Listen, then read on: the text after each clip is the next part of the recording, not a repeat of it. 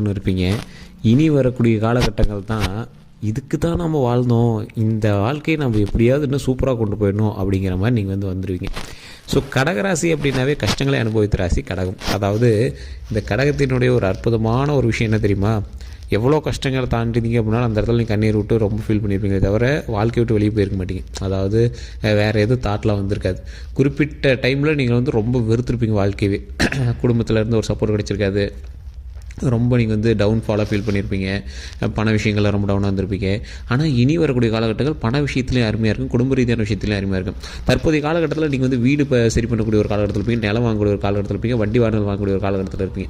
சரி, இந்த தடவை உங்களுக்கு நீங்கள் எதிர்பார்த்த சில விஷயங்கள், எதிர்பாராத சில நன்மைகள், ரொம்பவும் ஆச்சரியப்படக்கூடிய சில அதிர்ஷ்டங்கள் நடக்கக்கூடிய ஒரு அற்புதமான காலகட்டம் சார் கடகராசியை பொறுத்த வரைக்கும். முதன்மையாக நீங்கள் செய்யக்கூடிய விஷயம், இந்த இடத்துல நீங்கள் கவனமாக இருக்கக்கூடிய விஷயம், எதில் நீங்கள் எச்சரிக்கையாக இருக்கணும் அப்படிங்கிற விஷயம், இது மூணுமே நான் சொல்கிறேன். ஸோ தயவு செய்து வீடியோ ஸ்கிப் பண்ணாமல் பாருங்கள், நம்ம சேனலை ஃபாலோ பண்ணிட்டு பாருங்கள், சப்ஸ்கிரைப் பண்ணிட்டு பாருங்கள்.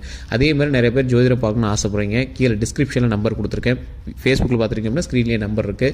நீங்கள் ஃபோன் பண்ணிங்க அப்படின்னா கொஞ்சம் பிஸின்னு வருது, இல்லை வெயிட்டிங்கில் வருது அப்படின்னா கொஞ்சம் தயவு செய்து வெயிட் பண்ணி நீங்கள் பண்ணுங்கள். ஏன்னா கிட்டத்தட்ட 4 லாங்குவேஜில் ஜோதிடம் பார்க்கக்கூடியவர்.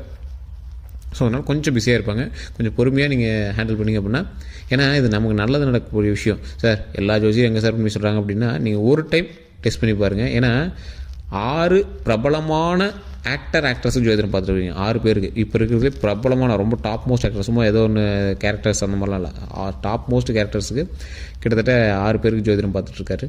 அது மட்டும் இல்லாமல் பொலிட்டீஷியன்ஸுக்கு செப்பரேட்டாக ஜோதிடம் பார்த்துருக்காரு. எது பண்ணோம் அப்படின்னாலும் இங்கே கேட்டு தான் பண்ணுவாங்க. தற்போதைய நிலைமையில் சில முக்கியமான கூட்டணிக்கையில் இருக்கக்கூடிய ஒரு கட்சிகளுக்கே ஜோதிடம் பார்க்கக்கூடிய அளவுக்கு ஒரு மிகப்பெரிய ஒரு ஆளுமை திறன் கொண்டவர். அந்த அளவுக்கு ஜோதிட சிகாமணி அப்படின்னு சொல்லலாம். கிட்டத்தட்ட 200க்கும் மேற்பட்ட ஜோதிடர்களுக்கு ஆசான். அவரோட நம்பர் தான் நான் கொடுத்துருக்கேன். ஜஸ்ட் நீங்கள் ஃபோன் பண்ணி நீங்கள் உங்கள் ப்ராப்ளம் சொல்லி சால்வ் பண்ணிக்கலாம். இது முன்னாடி நடந்ததை ஃபஸ்ட்டு கன்ஃபார்ம் பண்ணிக்கோங்க. இந்த ஜாதகத்தை வச்சு இது முன்னாடி நடந்ததை சொல்லுங்கள், அப்போ தான் உங்கள்கிட்ட பார்ப்போம்னு சொல்லுங்கள். பாருங்கள், அசால்ட்டாக அக்குவே ராணி வர கிளியராக சொல்லிடுவார். ஸோ அந்தளவுக்கு ஒரு பிரபலமான ஜோதிட நம்பர் தான் கொடுத்துருக்கேன். அதே மாதிரி இந்த கடகராசி பற்றி இப்போ நம்ம சொல்லிடலாம். கடகராசிக்காரர்கள் ஒரு அற்புதமான காலகட்டத்தில் இருக்கீங்க. இந்த காலகட்டம்லாம் உங்களுக்கு கிடைக்காத ஒரு விஷயம், ரொம்ப நாளாக ஆசைப்பட்டது, ரொம்ப நாளாக எதிர்பார்த்தது. சார், இந்த கடகராசிக்காரர்கள் போன வருடம் வரைக்கும், போன வருடம்ல 6 மாதத்துக்கு முன்னாடி வரைக்குமே ஏன்டா வாழ்கிறோன்னு நீங்கள் நினச்சிருப்பீங்க. உங்களோட லைஃப்பில் நீங்கள் பட்ட கஷ்டங்கள்லாம் நீங்கள் திருப்பி பார்க்குறதோட விரும்ப மாட்டீங்க. உடல் ரீதியான விஷயங்களில், மன ரீதியான விஷயங்கள், ஹாஸ்பிட்டல் ரீதியான விஷயங்கள், நிறைய விஷயத்தில் நீங்கள் கஷ்டப்பட்டவங்க. ஆனால் இனி வரக்கூடிய காலகட்டத்தில் சந்தோஷமான காலகட்டங்களாக மாறுது. கடவுளினுடைய அருளால், உங்களுடைய குலதெய்வத்தினுடைய ஆசையினால், உங்களுடைய முன்னோர்களினுடைய பிரச்சனையிலேருந்து நீங்கள் வெளிவரீங்க. ஆனால் இந்த கடகராசியை பொறுத்த வரைக்கும் நீங்கள் ஜாதகத்தை போய் பார்த்தாலும் சரி, எங்கே போய் நீங்கள் சாமி கேட்டிங்க அப்படின்னாலும் சரி, உங்களோட முன்னோர்களை வச்சே சொல்லுவாங்க. உங்களுடைய முன்னோர்கள் பண்ணது, அது பண்ணது, இது பண்ணது நிறைய சொல்லுவாங்க. அது எல்லாம் சொல்கிறாங்களே தவிர அதுக்கான வழிமுறை யாரும் சொல்ல மாட்டாங்க. அதுவும் தப்பிக்கிறதுக்கான வழிமுறை யாரும் சொல்ல மாட்டாங்க. ஏன்னா அது உங்களுக்கு இல்லை, விதியின்படி உங்களுக்கு அது கிடையாது. முன்னோர்களுடைய சாபம் கொண்ட ராசிகள் கடகராசி. இது இப்போ நான் உங்களை பார்க்க கிடையாது, கடகராசியில் இருக்கிற அத்தனை பேருக்குமே காமனாக சொல்கிறேன். அப்படின்னா முன்னோர்களுடைய ப்ராப்ளம் காமனாகவே இருக்குதுங்க அந்த கடகராசி. அது கடகராசியில் பிறந்தீங்க அப்படின்னாவே உங்களுக்கு முன்னோர்களுடைய இது இருக்குது அப்படின்னு தான் அர்த்தமே தவிர தனிப்படியாக அது இதுலாம் எதுவுமே கிடையாது. அதே போல் இந்த ராசிக்காரர்களுக்கு இன்னொரு விஷயத்தை நீங்கள் நல்லா புரிஞ்சிக்காங்க. ஜாதகத்தை பார்த்து நீங்கள் அடுத்து தப்பிக்கிறதுக்கான விஷயத்தை தான் சொல்ல முடியுமே தவிர, ஜாதகத்தை பார்த்து உங்களோட ப்ராப்ளத்துக்கான சொல்யூஷனை அப்பயே கிளியர்லாம் பண்ண முடியாது. அதை நான் தெளிவாகவே சொல்கிறேன். இப்போ நீங்கள் ஃபோன் பண்ணி ஜோதிடர்கிட்ட கேட்டிங்க அப்படின்னாலும் இதிலேருந்து தப்பிப்பதற்கு உங்களுக்கான செயல்கள் என்னவோ அதை சொல்லுவாங்க. நீங்கள் அங்கேருந்தே வீட்டிலேருந்தே பண்ணி நீங்கள் தப்பிச்சிக்கலாம். அதாவது உங்களுக்கு ஒரு பெரிய கண்டங்கள் இருக்குது அப்படின்னா அந்த கண்டத்துலேருந்து தப்பிச்சிக்கலாம் நம்ம. ஸோ அது பண்ண முடியுமே தவிர அந்த இன்சிடென்ட்டே நடக்காத மாதிரிலாம் உங்களை மாற்ற முடியாது. ஒரு எக்ஸாம்பிளுக்கு நான் சொல்கிறேன், ஒருத்தருக்கு ஜெயிலுக்கு போகணும் அப்படிங்கிற மாதிரி இருந்தது. அந்த காலகட்டம் ரொம்ப பீக்கில் இருந்தது. வேறு வழியே இல்லாமல் அங்கே போய் ஒரு 10 நாள் தங்கியிருந்தார். பக்கத்து ரூமில், அங்கே ஜெயிலிருந்து பக்கத்தில் ஒரு ரூம் எடுத்து 10 நாள் போய் தங்கியிருந்தார். அது முடிந்து 8 நாள் கூட ஆகலை, அது 2 நாளில் வெளியே வந்தார். டக்குன்னு ஒரு வண்டியில் மாட்டி ஸ்டேஷனுக்கு போயிட்டு வரக்கூடிய காலகட்டங்கள் ஆயிடுச்சு. அவருக்கு எதுவும் இஷ்யூஸ்லாம் ஆகலை, பட் ஆனால் ஒரு வண்டி ஒரு மாட்டி போய் ஸ்டேஷனில் போய் ஜாமீன் போட்டு போயிட்டு வர மாதிரி காலகட்டங்கள் ஆயிடுச்சு. அது ஜாதகத்தின் ஒரு முக்கியமான ஒரு அம்சம். அந்த மாதிரி பிரச்சனைகள் இருந்துச்சு அப்படின்னா சிம்பிளாக கூட சால்வ் பண்ணி விடுறது அது ஒரு முக்கியமான அம்சம். ஸோ அது மாதிரி தான் நீங்கள் எடுத்துக்கணுமே தவிர கம்ப்ளீட்டாக சரியாகும் அப்படிங்கிறத விதியை யாராலையும் சரி பண்ண முடியாது.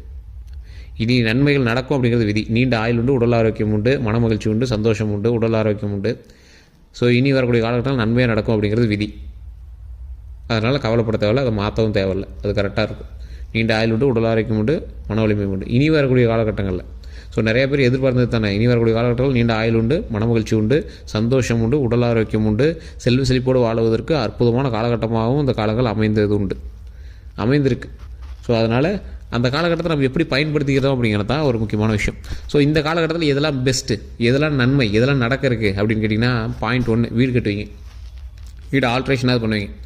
அதன் மூலமாக சில நன்பெயர்களை வந்து வாங்குவீங்க. சார் வீடு கட்டிடுங்க சார், அப்படி பண்ணிங்க சார், அப்படி பண்ணி சார், ஏதோ ஒரு நல்ல பெயர் வந்து கிடைக்கும்.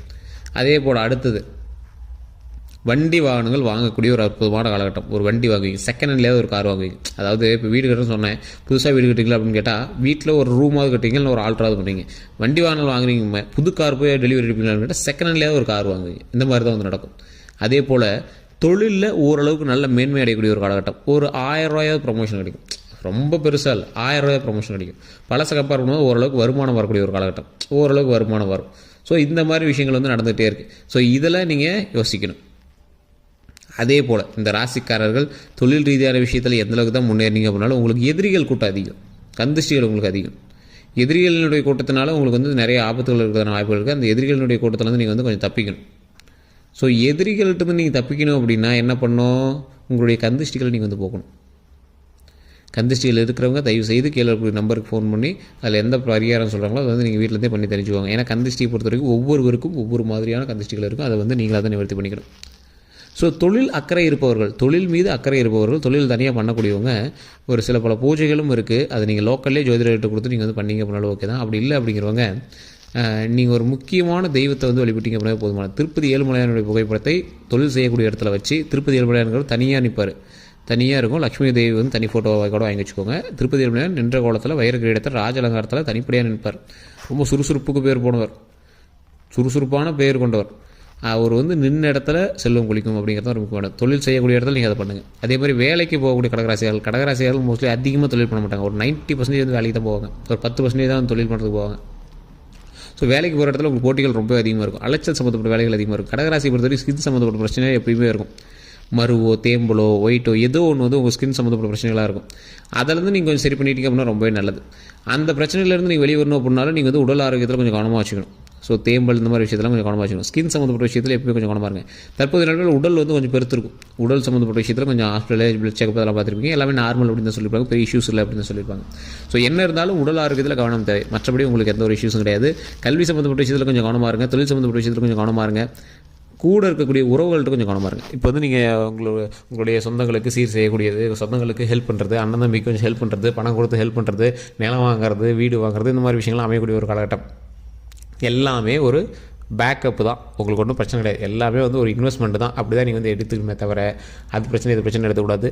அதே மாதிரி மன ரீதியான சில முன்னெடுப்போடு மன ரீதியாக ஒரு சாட்டிஸ்ஃபேக்ஷனாக வந்து மற்றவங்களை செய்யுங்க. மற்றவங்களுக்கு ஒரு நன்மை செய்யணும் அப்படின்னாவே மன ரீதியாக சாட்டிஸ்ஃபைடாக செய்யணுமே தவிர மற்றபடி எந்த ஒரு இஷ்யூஸும் நம்ம வந்து இழுத்துக்கிட்டு அதை பெருசு பண்ணிட்டுலாம் இது பண்ணக்கூடாதுங்க.